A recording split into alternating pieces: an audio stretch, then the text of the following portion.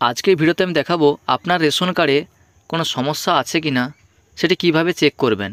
সে আপনার রেশন কার্ডে কেওয়াইসি যদি না করা থাকে, কিংবা রেশন কার্ডে যদি মোবাইল নাম্বার লিঙ্ক না থাকে, কিংবা অ্যাড্রেস আপডেট যদি না করা থাকে, অথবা আপনার রেশন কার্ডে কোন ডিলারের পাশ থেকে মাল নিচ্ছেন এবং কোন ডিলারের নাম লেখা আছে সেটি আপনারা কিভাবে চেক করবেন।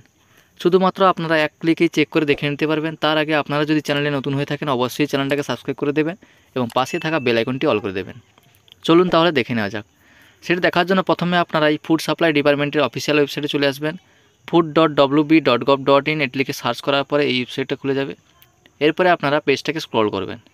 স্ক্রল করার পরে দেখুন নিচের দিকে যে একটা অপশান আছে ভেরিফাই রেশন কার্ড, এই অপশানে ক্লিক করে দেবেন।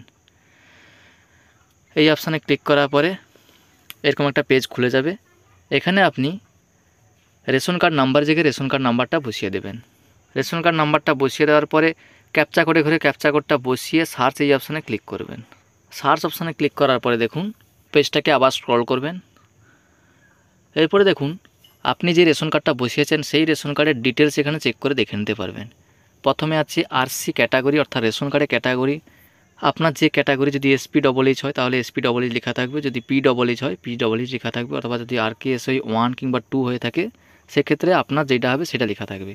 এরপর রেশন কার্ডের হোল্ডারের নাম লেখা থাকবে, তারপরে রেশন কার্ড হোল্ডারের পিতা অথবা স্বামীর নাম লেখা থাকবে, তারপরে জন্ম তারিখ অর্থাৎ ডেট অফ বার্থটা লেখা থাকবে, তারপরে জেন্ডার, তারপরে অ্যাড্রেস। দেখুন অ্যাড্রেসের ঘরে এই ব্যক্তির না লেখা আছে, অর্থাৎ এই ব্যক্তির রেশন কার্ডে অ্যাড্রেস আপডেট করা নেই, সেই জন্য এখানে না লেখা আছে।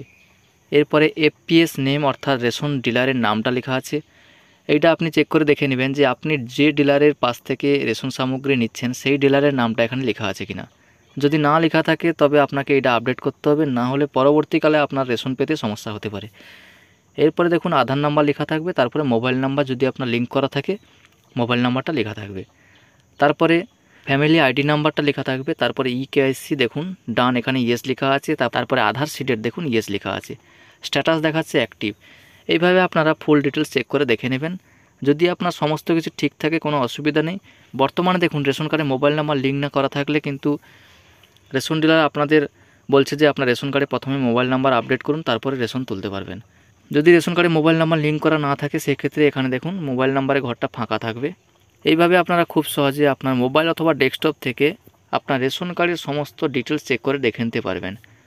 থ্যাংক ইউ বন্ধুরা, আজকে ভিডিওটা এই পর্যন্ত। ভিডিওটা ভালো লাগলে অবশ্যই একটি লাইক করে চ্যানেলটাকে সাবস্ক্রাইব করে দেবেন এবং পাশে থাকা বেল আইকনটি অল করে দেবেন।